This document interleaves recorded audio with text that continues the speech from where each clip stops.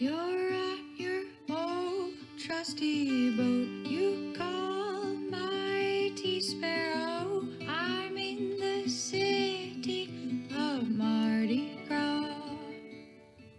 Welcome to the Sailing into Oblivion podcast. I'm your host, Jerome Rand.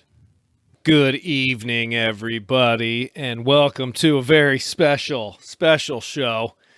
I thought long and hard about what I wanted to do for the 100th episode. I can't even believe we've already gotten to 100. It's crazy. It's absolutely crazy. And right now, it's the evening time. It's Sunday. And we've got some weather, I think, coming in. Tomorrow might be a rainy day, but it's finally cooled off. This has been a scorcher of a weekend, literally scorched earth here in the boatyard. It's dry, it's dusty, it's been windy, just little tornadoes of dust all over the place. I feel like I could wash Sparrow down every single day and watch the brown run off of it, but it's, I don't know, in some ways it's kind of nice. It's reminiscent of some of the hot, crazy times down near the equator, which we'll be getting into a little bit later here, but yeah, I don't know. I just, it's incredible. I want to get some shout outs in for sure. All of, obviously the Patreon family is super important. You guys have kept me going and kept me producing, coming up with new ideas. All the listeners out there and friends of mine that have gone and given me sort of some fodder for the old podcast canon, if you will, trying to come up with good ideas and good things to talk about. And, definitely all the people who have sat down with me, taken their valuable time and just spent it with me and let me pick their brain, peel them back like an onion. And that's absolutely amazing that people do that, and we still hopefully have a few people lined up. It has been a bit of a struggle, and I know I say that a lot, but this one's a little bit different. There are a couple people who are very keen to come on the podcast. The only problem has been this last week, literally below deck on Sparrow is floating in the 85 to 90 degree range, and it's only cool at maybe like 5 in the morning or after 10 o'clock at night, which does not really suit my schedule or anybody else's schedule to come and sit on this boat. And because we can't really have the fans on, which would alleviate some of the lip sweat that I definitely get. So it's a little bit uncomfortable, but I think with the coming week, the cooler temperatures, it's going to be just about perfect to get some more interviews out before the end of the month, which is fantastic. But yeah, it's been a ride. Holy cow. When I first put this thing out, I didn't expect it to be more than me recording some of these long voyages and bringing them back to terra firma and putting them out so that people could get a glimpse into the mind of a solo sailor. And then, I don't know, if I think back, I think the first time I actually sat down with somebody was, it was way back. We talked about doing the Great Loop, and, oh geez, Walt. Yeah, Walt. Man, Walt was great. I think I've only seen him one time afterwards, but he's doing well. He definitely is. And all the others that came after that, I don't know. The interview stuff is a lot of fun, and I do have to say I was sort of surprised. I thought once I started doing interviews, that would be all that people ever wanted to hear. And I don't know. I was kind of shocked to get a lot of emails from people saying that in actuality, they like the rambling just as much as they like the interviews, which surprises me. But hey, I'm ready to ramble because I spend a lot of time alone on this boat. I mean, not that I don't enjoy it, but it's kind of nice to be able to just talk into a microphone for sure. But before we get into any more of the stuff, I'm going to get the little plugs for me out of the way. If you want to contact the show, you reach out to me. Just go to my my webpage, sailingintoOblivion.com. You can email the show directly. I still haven't updated it yet. Maybe I'll do that after this. I always say that, and then I never do. I know one of the issues the internet is just about as slow as a snail in winter up here, and that definitely, every time I try and pull up that Squarespace stuff, I watch it just not load, and then I give up. But you can still go to that website and contact me. And then obviously, if you want to support the podcast, really there are two ways of doing it. One is to go on Patreon. The link will be in the description. And the other really is just to pick up a copy of the old Sailing into Oblivion, the book that still sells copies. I can't believe it. It's fantastic. I heard a statistic saying that most books, the average book that goes and is produced out of on Amazon will sell 250 copies in its lifetime, and we've done that. We did that a long time ago, and people still keep picking it up. So again, that's me just trying to thank the universe, I guess, and all the people that, I don't know, find it interesting and are willing to fork over some hard-earned cash. Oh, man. Well, that's enough about that. But yeah, so one of the things, obviously, if you've been listening for a while, that I've been sort of delving into lately are the sailing stories, not just from myself, but from other solo sailors and just other sailing stories. And because there's a plethora, there's a billion really interesting, crazy stories out there. And I've read so many short stories, full books, all this stuff.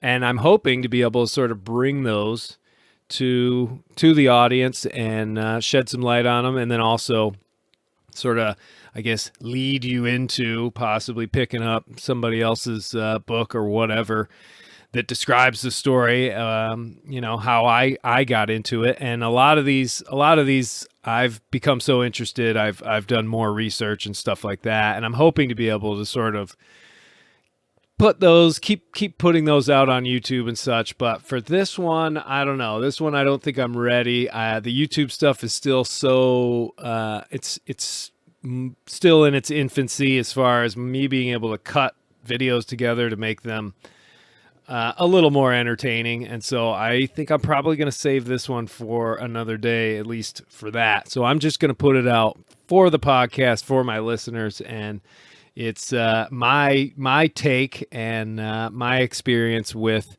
reading the book In the Heart of the Sea, The Tragedy of the Whale Ship Essex. And that's a book by Nathaniel Philbrick.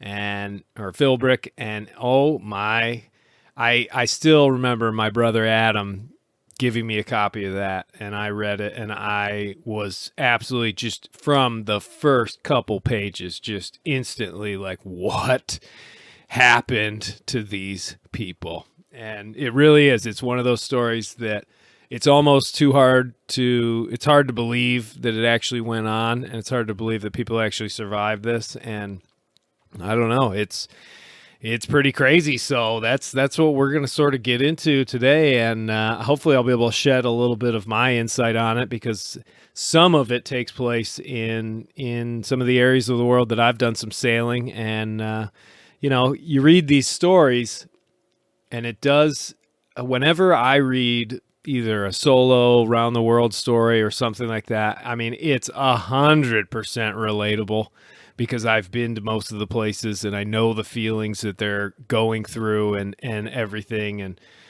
I don't know, I think sometimes it's kind of cool if you're hearing a story, even if it's not a person's own story, if they have sort of their take on it. It seems, I don't know, it's kind of cool. So I'm going to try and get all these facts and figures and all this sort of stuff correct for this podcast, do it justice. But yeah, my main source is definitely In the Heart of the Sea, not the movie, the book. Although the movie was enjoyable, I will say that.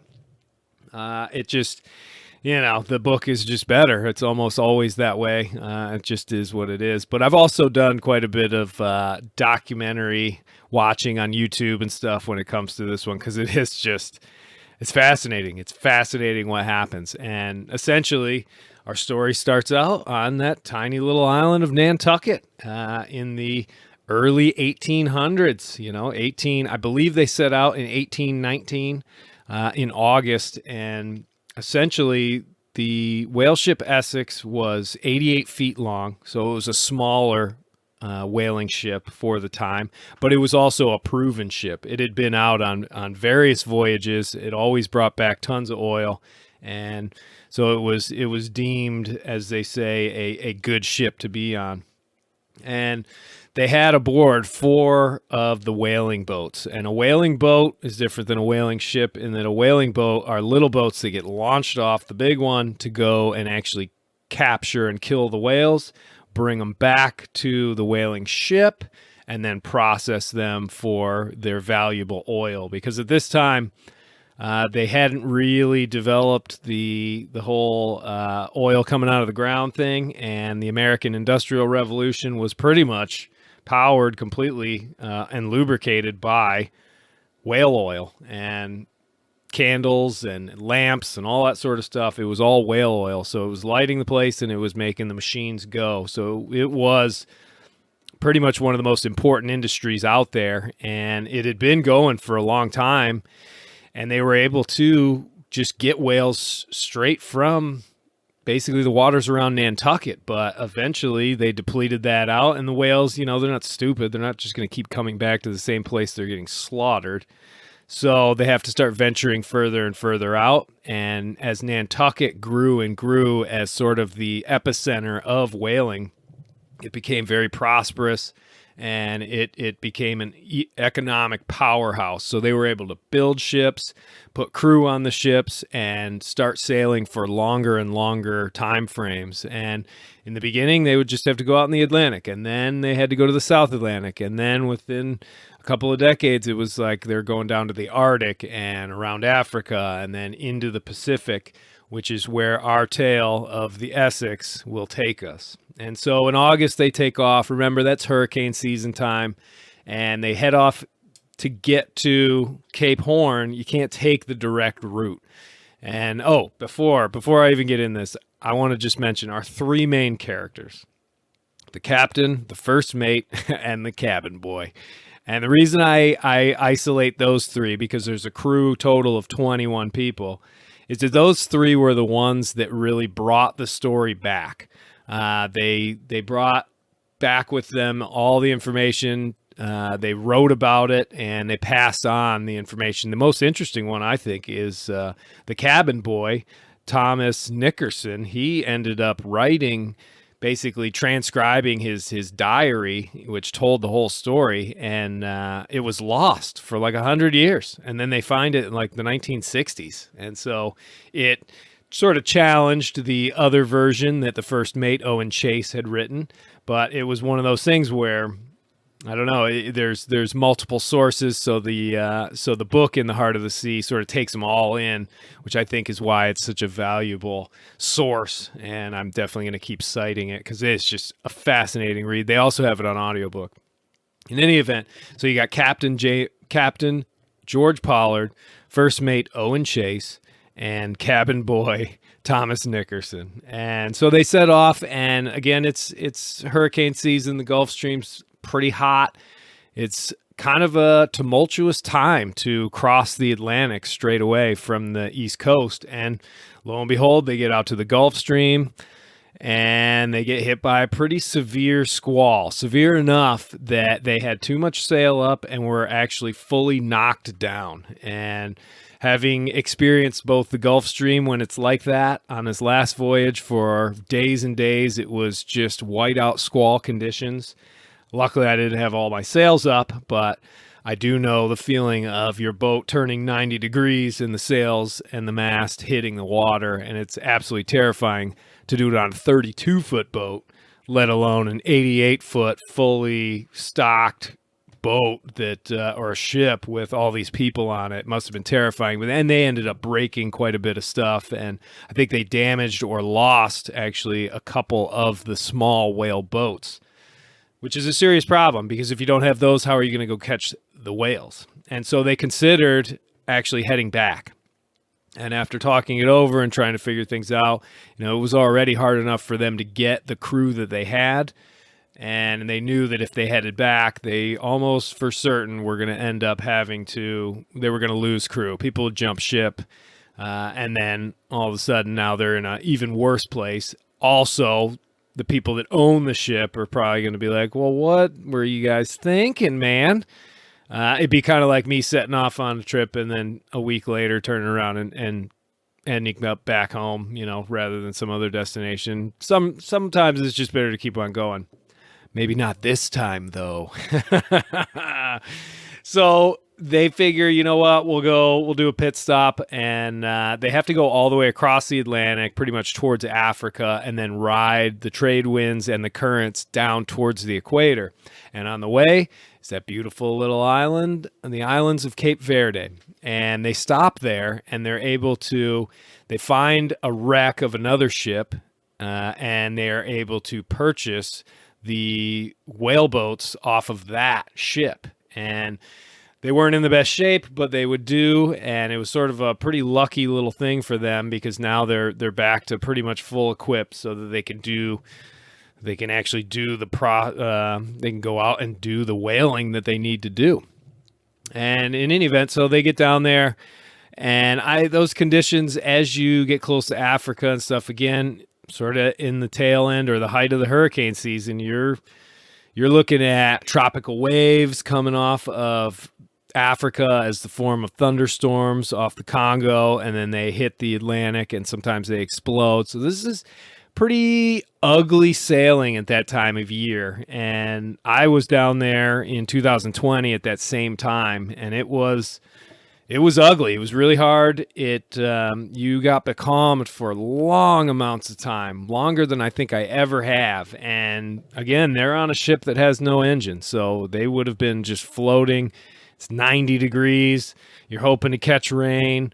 A lot of the rain has tons of dust and dirt in it, so it's not even that great for drinking. It would have been a pretty tough slog, not to mention you get 21 people with you, and they all stink, and it's probably pretty gross, and the food's getting all hot. And again, they don't have refrigeration. So trying to put myself in that position, at least I had a refrigerator, solar panel, and I could listen to podcasts and music and stuff. These guys were in a whole different situation.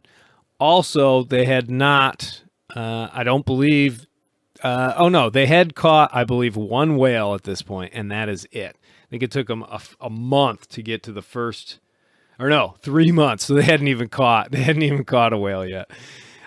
So they get through the doldrums. Now they're in the southeast trades. They're booking their way south, and they're pretty much headed right towards the Falkland Islands. And then they're going to make their try for Cape Horn. And by the time they did get to Cape Horn, they had caught and processed one whale. And essentially, not to get into all the gruesome details of what they have to do, but yeah, they go out in the small boats, they harpoon the whale, and essentially go on what they call a Nantucket sleigh ride, where the whale just takes off because it's freaking out, but they're tied up now on this little boat, and the boat gets towed at high speed until the sperm whale ends up sort of slowing down and tiring out, and then they can get right alongside it, and they just stab it to death. It's pretty gruesome. I would hate to see anything like that. I think whales are such amazing creatures, and I don't know, but different time. It's a different time. What can you say? And then once they kill it, they bring it back to the big ship, and processing essentially means they're cutting all the blubber off of it so that they can boil it, and they render the oil, the whale oil, out of it that way, and then put it in casks. And the sperm whale especially was sort of the ideal whale for this, because it came with it in its sort of square-shaped forehead, so to speak, was a big cavern of what they called spermaceti, which is essentially just pure whale oil. And it was the highest grade and all the stuff, the most valuable, and so they could just go in and scoop that out instead of boiling it or anything like that. And so they were always going after these sperm whales. And yeah, it would usually take a couple of days to take care of and process one. And you got to think, I mean, you've got these fires going on the boat to boil these cauldrons, this black smoke, they're using some of the blubber to keep the fires going. The smell would have been awful. You would have been just covered in sooty, blood dripping, like there's sharks all around you. I think that was from the movie. That was probably one of the only scenes that I was like, wow, that's probably right, exactly what it was like, where there's sharks just all over trying to eat that carcass while these guys are trying to cut it up because it's in the water still. And oh my gosh, I just couldn't even imagine. You wouldn't want to slip and fall on that anytime that was going on, that's for sure. You end up in that water, you are dead.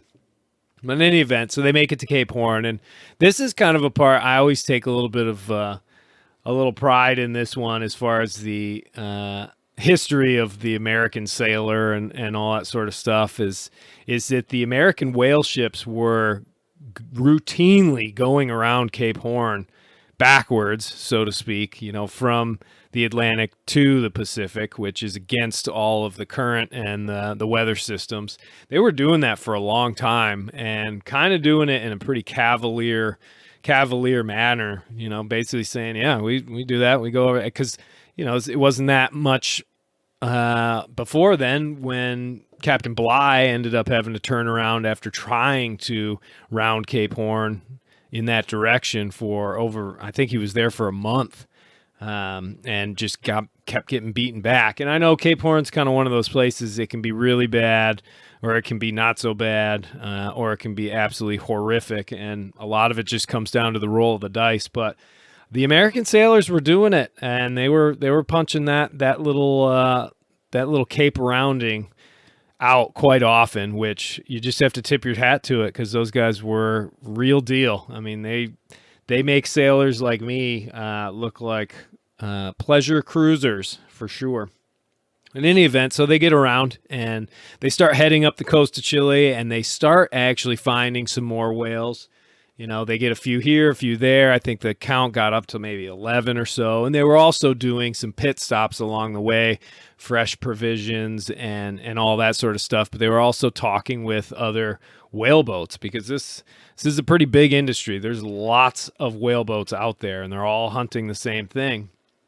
And they're pretty disgruntled because essentially if you have a slow start and you're out there trying to catch these whales, if that's the case, then it just means you're going to be out there for longer and longer. And as far as whaling goes, by 1820, a lot of those ships were going to be out there for 2-3 years at a time. I mean, that's a long chunk of your life to be gone on a job and never seeing your family. A lot of these guys are married, they have kids, all that sort of stuff. I mean, think about that. And see any of them for 3 years, and then you're back for 6 months, and then you go back out on another one. You could end up spending, the majority of your life out there whaling. So they go and they come across some other whalers that sort of tip them off to a new spot, a spot that is sort of untouched, barely seen, but there's lots and lots of whales, and it's called the Offshore Grounds. And essentially, this is pretty much smack dab in the middle of the Atlantic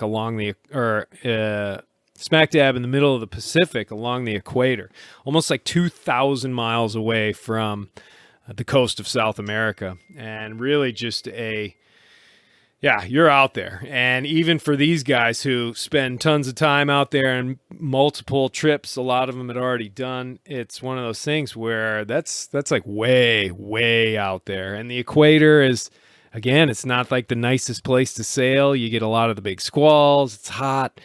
You get becalmed a lot. So it's not ideal sort of sailing conditions, but they're desperate. They got a job to do. They've got to go out there. And so on their way to get to these hallowed offshore grounds and find all their whales, they stop in the Galapagos. And this is a part of the story that I think struck me as, oh, what happened to these guys was just karma in a way. And that essentially what they do, what all the whalers used to do is they would stop in the Galapagos because the Galapagos has tortoises, and it has millions and millions of tortoises. At least back then it did. And well, until the whaler ships got there. But essentially, so they would go and they'd go out and do what's called turtling, and they would head out. All the crew goes out onto an island, and they collect as many tortoises as possible. I think the Essex probably took about 100, 150 of them. And essentially, they were really great for what they needed them, because they could bring them onto the ship. They could just walk around the ship, or they could stick them in the hold upside down. Didn't really matter. You didn't have to feed them. You didn't have to give them water, and they could live for almost a year like that, believe it or not. That, to me, is just shocking and torturous and just horrible. But it allowed these guys to have fresh meat that they could eat for the duration of however long those things lasted. And on this particular stop, one of the crew members decided it would be funny to light a small little bushfire as all of his fellow crewmen were out trying to catch all these tortoises. And essentially it got out of hand because the Galapagos is a pretty hot place, pretty dry place, and ended up burning the whole island to the ground. None of the sailors ended up dying. They were all able to get out narrowly, but anything else that was living on that island definitely did not. And I'm pretty sure to this day, it is still just a wasteland. If people aren't starting to try and reclaim it, I don't know, but it's one of those things where these guys really screwed up on that one. They decimated an entire island. They took all the ones that they had with them. They set off, and even into the night, they could still see the glow of the flames off on the horizon, 50 miles away. It just saddens me to think how just environmentally unfriendly a maneuver that was. Not only are you just going to go there and capture all these animals and then torture them and eat them, you burn down their habitat completely. So, and I think it, probably caused an extinction of that certain type of tortoise, because the Galapagos are those islands where every island has specific little different things. But in any event, that karma is going to come back and bite them not too long. So now at this point, they've been on this boat for like a year and a half, and they get out to these offshore grounds, and as promised, there are whales aplenty, and they are able to get a bunch of whales, and they're starting to grow. The barrels of oil are piling up, and then one day they're out, just like any other, and they spot the whales, and so all 3 whale boats are deployed. They all head out, and within pretty short time, the first mate, Owen Chase, gets smacked by one of the tails of one of these sperm whales, and it breaks the boat, takes some of the planks out, so they have to get back to the Essex to fix the boat or grab one of the others and then head back out and get back into the fight. And essentially, they're on the boat, and he decides, I'm just going to fix it, and so he's hammering away on these planks. And there's a couple schools of thought, or a couple theories, when it comes to why what happened actually happened. And sperm whales they typically roam around. They'll have one bull whale, big male, an old male, and then you've got the females in the pod and their offspring or their young. And if other bull whales want to move in on the territory, then they got to fight and all that sort of stuff. So it's one of those things where it's usually just one bull. And sperm whales use clicks to communicate, and it is thought, or is theorized, that the hammering, and he would have been doing it pretty frantically, I'll bet, the hammering of Owen Chase, hammering away on this boat that's on the deck of the Essex, was echoing through the Essex and out into the water. And when this big monster old bull whale shows up, it sort of surfaces, 100 yards away from the boat. It may have pretty much thought that the Essex was another bull and it needed to lay down the law. And so that's one theory. And essentially, this the whale comes in and just rams the Essex. Boom, full body, just bang, smashes it up, and definitely springs some leaks, but the Essex is okay. I mean, those boats are pretty hardy. They can take quite a bit. Even though the Essex was an old boat, she was pretty stout and definitely proven. Now, the other theory that I sort of like, and which is probably not true, but at least, to each their own, is that whales are sentient beings and they know what the heck's going on and they're not stupid. And no matter how trusting they are of people, when they see their family members essentially getting slaughtered and chased, then you know what? Maybe it's time to fight back. And I like to think that this whale basically said, you know what? Enough is enough, and just decided, I think I'm going to try and see if I can break apart that ship that keeps putting those people out here that keep killing my family. And the second time after, so it hits the Essex, the bull whale is stunned. We can call him Moby Dick if we want to, because the story was based on him. So this whale is just sitting there. It's sort of stunned right next to it. And at this point, Owen Chase has the opportunity. He's got the harpoon in his hand. He could start to lance this thing, but he also realizes how close it is to the Essex.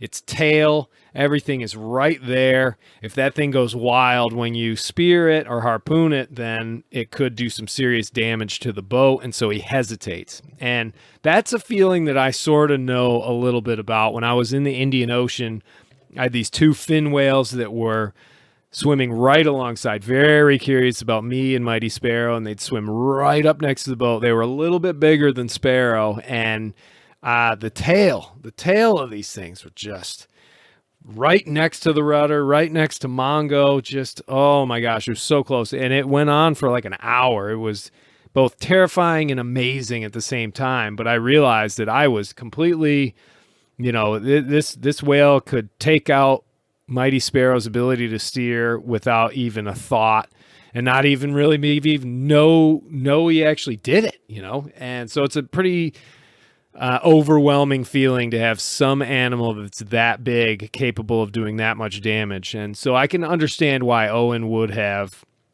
sort of hesitated there and thought it through and been like, you know what, it's right next to us. Let's not get it any more mad than it already is. But in any event, once it sort of shakes that off, it swims away a little bit, but then it surfaces again, about twice as far away from the Essex as it was before, and it just hard charges right back to the ship. And without a doubt, it hit it twice as hard, and it cracked it good, and it sort of demanded a lethal blow at that point.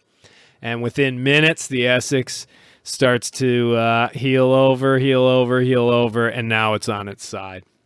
And shortly after this, at some point, I'm sure some of the other two whaleboats that are out there probably looked back and thought to themselves, where did the mast go? What's going on over there? And then realized that there was a serious issue with the Essex. And so, again, these guys are all out in the middle of the Pacific, just an absolute void. They're in little boats far away from their mothership, and now they look back and the mothership is not doing well and probably sinking. So they get back, they release the whales they've caught, they get back to the ship, join the others, and dude, they are, I can't even imagine the feeling. I mean, it essentially, it's kind of like if I had a paddleboard, and I've had this dream before where I'm out on, like say the doldrums or something like that, or just anywhere on the ocean where you're totally becalmed. And I've gone swimming before, and that's one thing, but you're never that far away from the boat. But I've had this dream about paddleboarding, and for some reason in the dream, I don't take the sails down. I just go hove to, and I hop on the paddleboard, and I'm sort of out, and I'm like taking pictures of the Sparrow and all that sort of stuff. And then the wind changes, and the sails fill, and Sparrow leaves, and I'm on a paddleboard now. And I've had that dream plenty of times, which is why I will never, ever, ever do it in real life. But besides the point, I don't know. I can sort of put myself in that position of, holy cow, my safety net just disappeared, and now we're in these little tiny things. I mean, it's almost like Stephen Callahan, once Solo went down and now he's in that little tiny life raft, his whole world, your confidence is gone. I mean, the big ship, the mothership, is what gives you the confidence to go out to sea. And now these guys are stuck in 28-foot boats, and there's 20 of them now. I forgot about that part. One guy jumped ship in South America at one of the ports. Not that important, but it definitely probably affected morale a little bit. In the end, though, he's a really lucky guy because he didn't end up going with the rest of them. So they tie off to the Essex because a big wooden ship like that, it's not going to quite sink as fast as you think. And lots of stuff is floating off of it. There's hogs, there's tortoises, all this stuff. They're trying to gather up everything they can.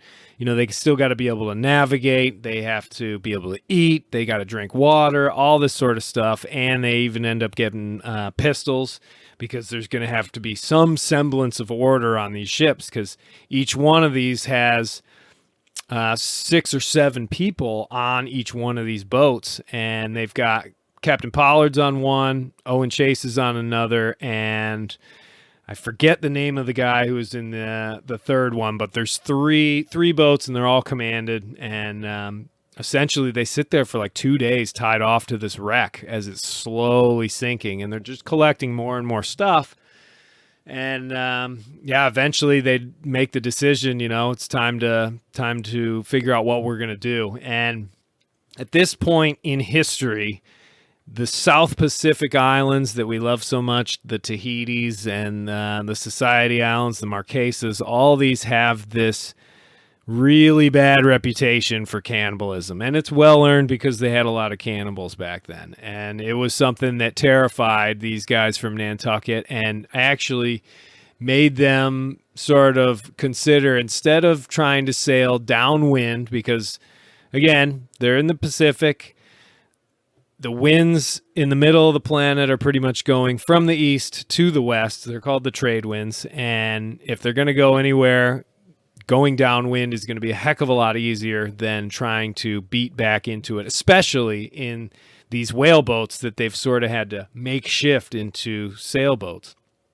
And they end up making the decision that rather than sail for any of these islands that are maybe a couple of weeks away and downwind, they're going to try and get back to the mainland or get to Easter Island, someplace that's known and they know isn't going to be infested with, locals that are cannibals. And so they build these boats up. They put masts in them. They've got sails. They're trying to use everything they can. And they actually even build up the gunnels, which are the sides of the boat, because these boats really are just made for... They're hardy little boats, and they're made to go fast, but they're not made to sail, and they're not made to be in big seas for a long time. And so they do what they can. Back then, luckily, everybody's pretty handy with a hammer and nails and all that and wood. So they get the boats going, and they all set off. And the idea is they're going to ration whatever they have, and they're going to try and stick together as best as they can, and they're going to try and make their way south and then get east, because if they can get out of the trade winds into the variables, then they have a better chance of catching winds coming from the west, and then they can make it back to South America or Easter Island. And days turn into weeks, and weeks turn into a month, and they're almost completely out of food. They go through like a storm. They go through calm weather, scorching heat. I mean, it's just awful. And they're rationed down. They're essentially eating hardtack, which is, think of the heaviest. It's like a biscuit that almost it's like a scone, but if a scone was like 10 times heavier. It's got a lot of calories in it, but it's not very good. And they've got these turtles or these tortoises and all that sort of stuff, but it's mostly water, hardtack, and that's about it. And they actually even get to a point where they're eating some of the gooseneck barnacles off the bottoms of these boats. But after a month out at sea, they end up coming across, and this totally sick because they're all just depleted. Think about it. You're just sunburnt, and you've got boils from the salt and the sun, and you're dehydrated, and you're not eating. You've lost all of your fat. You're basically going insane, and you're stuck on these little boats with everybody. Just a nightmare scenario, and they're coming to the end of their water supply. Essentially, they still have a decent amount of food that they can eat, but they can't even eat that because they're so dehydrated. And lo and behold, all of a sudden, one of them looks over, and there is an island. And it's a low-lying island, nothing really tall, not the big, beautiful Tahitian islands or anything, but it's an island all the same. And they get over to it, and they're still, even though they're like dying of thirst, they are still very weary. They're like, whoa, before we go on there, and they start like firing a couple shots, and they sort of sail on one side and then to the other. They're just checking things out, hoping that if there are people there, they're friendly, or there aren't any people there. And so eventually they land on the island, and these guys, I mean, trying to picture what this scene would have looked like. I mean, these guys were just completely sun bleached. Their clothes are already pretty raggedy. You know, their eyes are sunk in the back of their head. None of them can probably talk more than a few words because they're just so dehydrated, and they hit that beach and they're just like wandering around like zombies, and there's 20 of them, and they just all sort of spread out. And they're looking for food. They're looking for anything. There's lots of seabirds there. And when you get to some of these really far off islands, the seabirds, they don't encounter humans, so they're not scared of you. I had been on one of those in a trip in Mexico in the Sea of Cortez, and these birds were not. You could walk right up to them. They didn't care because they just never felt a threat. And these guys just start pouncing on them, eating their eggs, anything they can just to get food in their bellies. And the whole time they're looking for water as well, because there's growth, there's green, life on the island. There's plants and stuff, so there must be some fresh water there somewhere. But they search throughout the day. Most of them can barely even move. A lot of them are just lying around, and they don't find anything that first day. And then on the second day, they're sort of like, well, if we can't find any water, like, we got to keep going. But they don't have much water at all, if any, to keep going. So it's sort of like, well, where are you going to go? You're not going to actually make it anywhere because you're just going to die of thirst. You might as well stay on this island, right? I mean, I wouldn't even think twice about going back out to sea. I'd be like, all right, small island guys, we got to, we can't just abuse our resources here. Let's see if we can sustain ourselves for a long enough time that we can get rescued. That'd be my thinking, but apparently these guys were in a whole different zone because they basically pounced upon anything and everything they could. Very quickly, the birds and stuff started to forsake the island, and they grew weary of it and all that sort of stuff. And but they eventually did find at the absolute low tide, all of a sudden this little stream was sort of bubbling out near this big rock. And essentially what was happening is that fresh water can sort of float on salt water. So a deposit essentially in this big sort of limestone raised coral island was sort of housed underneath the island, but the only time it started to spill over was when tide was extremely low. And they go down and they fill up as many caskets, and I mean, this would have been unbelievable relief. Now everybody can drink water. They're all getting hydrated. They're getting I think they call it being water drunk, where you're delirious because you finally are hydrating yourself and all that. And so now they're getting it, and then the next day they get more, and they're stocking up their supply. And within a week, they essentially had run out of most of the seabird eggs, and the seabirds weren't really coming around anymore, and they were definitely way harder to catch. Fishing would have been kind of difficult there as well, but essentially they just abused their resources, and within a week they were having trouble finding food. So they basically sat down and said, all right, well, we got enough water. Let's get back on the boats. And there were 3 guys that sort of raised their hand and were like, about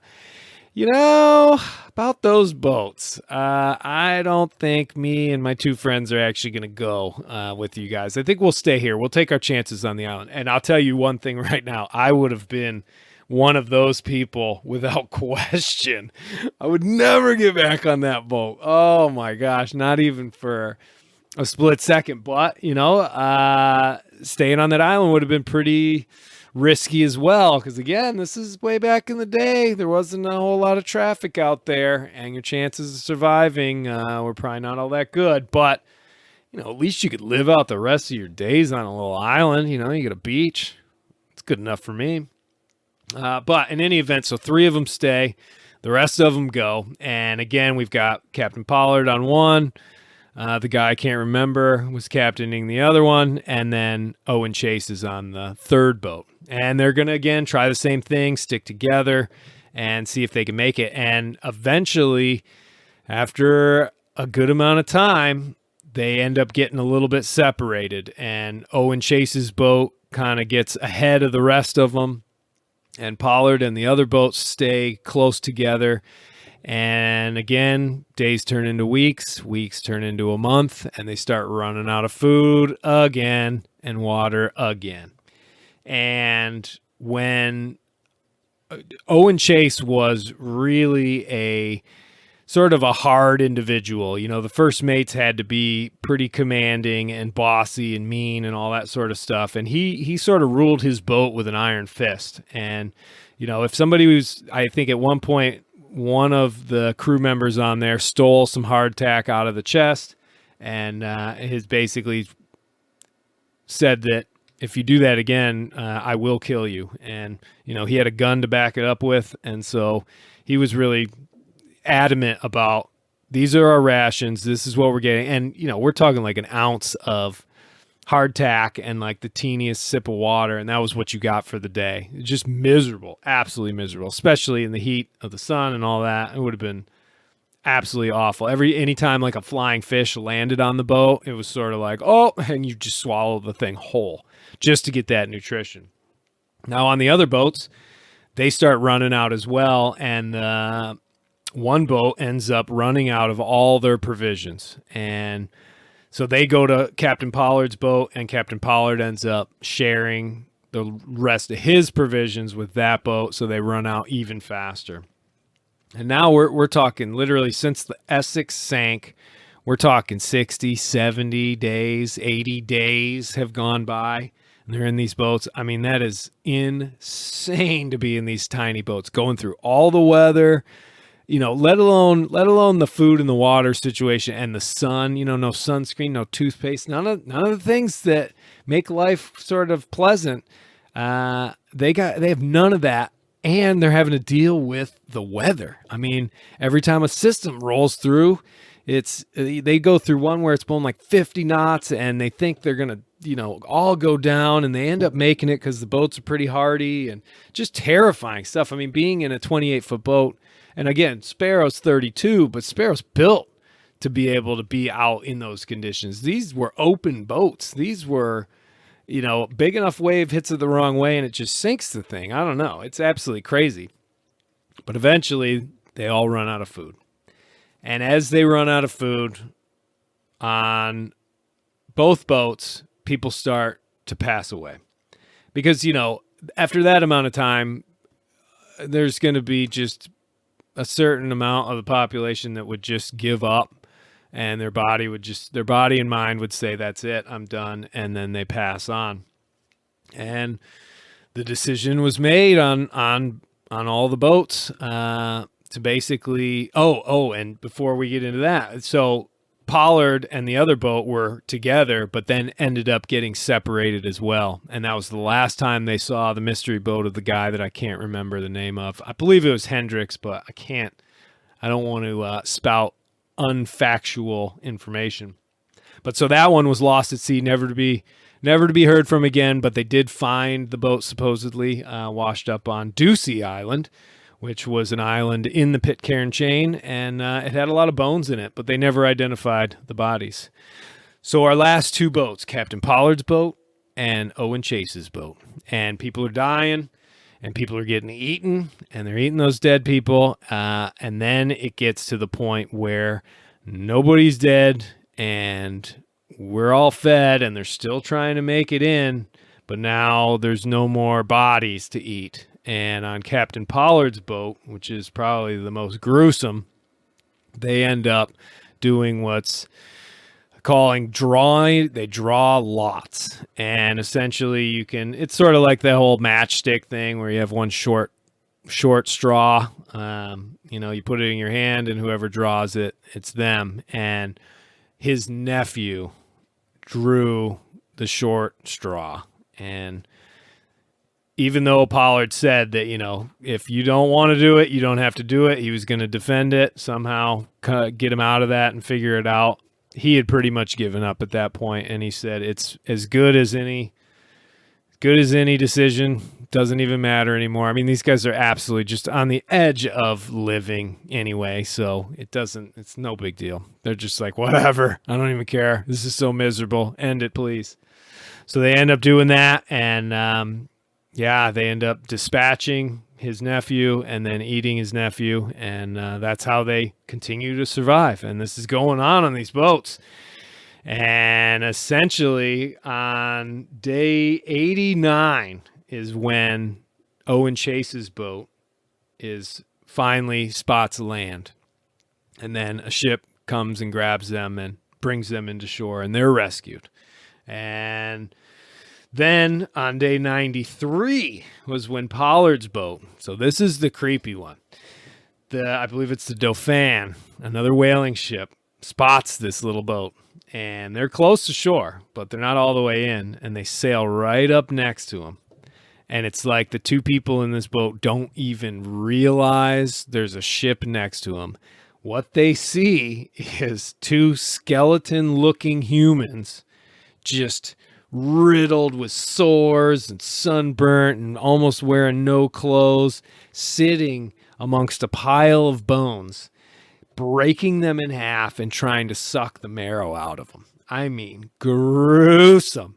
And these guys barely even realized that there was a sailboat, a ship right on top of them. Shadows cast over them. And I believe when they first tried to get them to come up, they wouldn't let go of the bones that they had. That's how demented these guys were at this point. And rightfully so. I mean, 93 days out there on that little boat.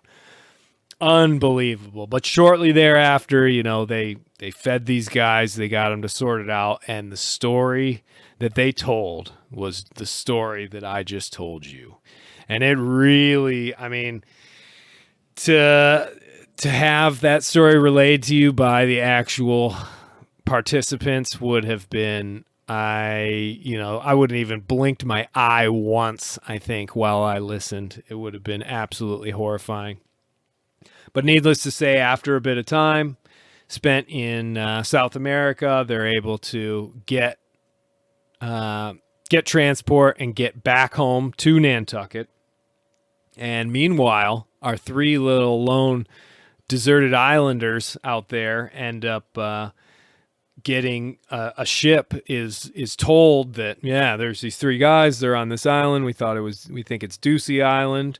It's actually Henderson Island, and they end up getting rescued. And I believe that ship was en route to Australia, so it would have been going with the wind to get over there, and picked them up and took them over there, so they were all good.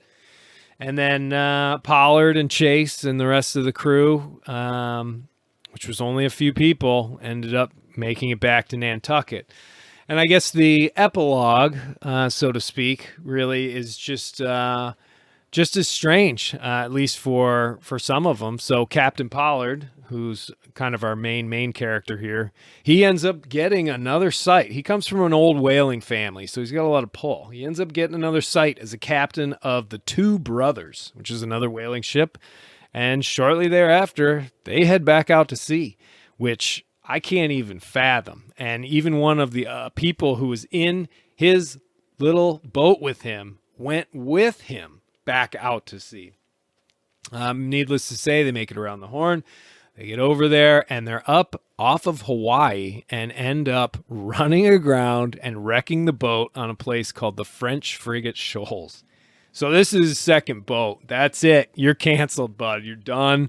You are no longer a captain. He knew it.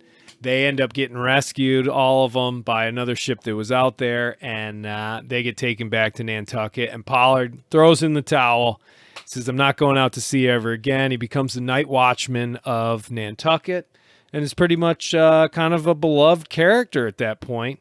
And, there's some rumors going around about him eating his nephew and all that sort of stuff, and who actually drew the short straw. But in the end, he sort of lived into his late 70s, and I guess the only thing he used to always do was on the anniversary of the sinking of the Essex, he would lock himself in the attic and fast for the day. So that was how he lived out his days. Owen Chase went on to be a captain as well, and he went out on various voyages. But I think what happened with him is the memories and the trauma and the PTSD of going through all that affected him more and more as he got old. And he got married like 4 times. He had a bunch of kids, all this stuff. But as he got older, he was like stashing and hiding food in the attic. He got weirder and weirder, and eventually had to be committed to an institution.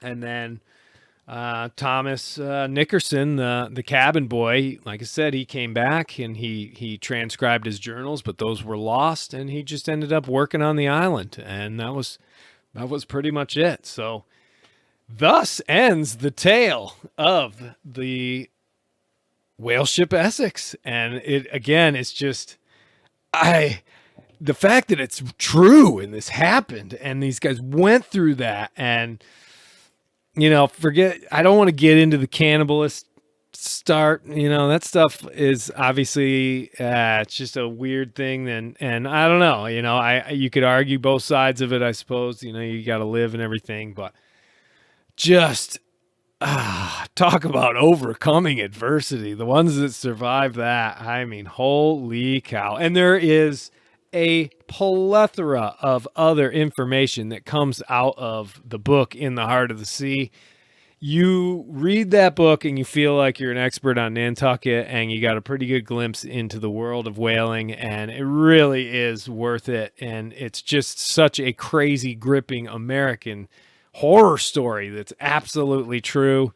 And that's why I think it's always going to have a place here on Mighty Sparrow. I've got it on audiobook as well, and I love listening to it when I'm out at sea.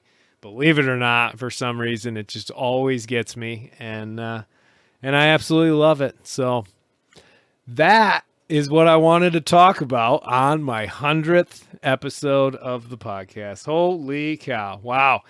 That is just such a crazy story. I couldn't imagine. I always try and put myself in the place of these people, and I don't know. Like I said, I would have been on that island, man. I would have been like, well, let's build some cool huts, or let's see if we can start a little fish farm. What do you say, guys? But obviously, none of the others wanted to do that. That's so crazy. Oh, holy cow. Holy cow. And just the fact that a lot of them went back out to sea after that. But, Stephen Callahan said the same thing. When people asked him, like, would you ever go back out there? He says it right in the beginning. He's like, well, what else would I do? Just kind of a weird response, but whatever. I don't know.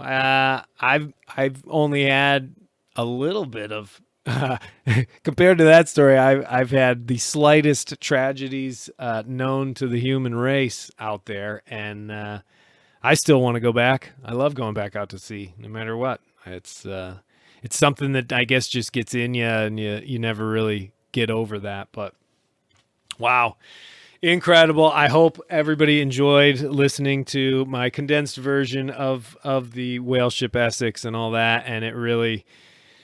I don't know. Like I said in the beginning, I can't thank everybody enough. I'm going to just keep on rolling. Let's get busy on the next 100 episodes and try and make them even better than the first 100 if we can.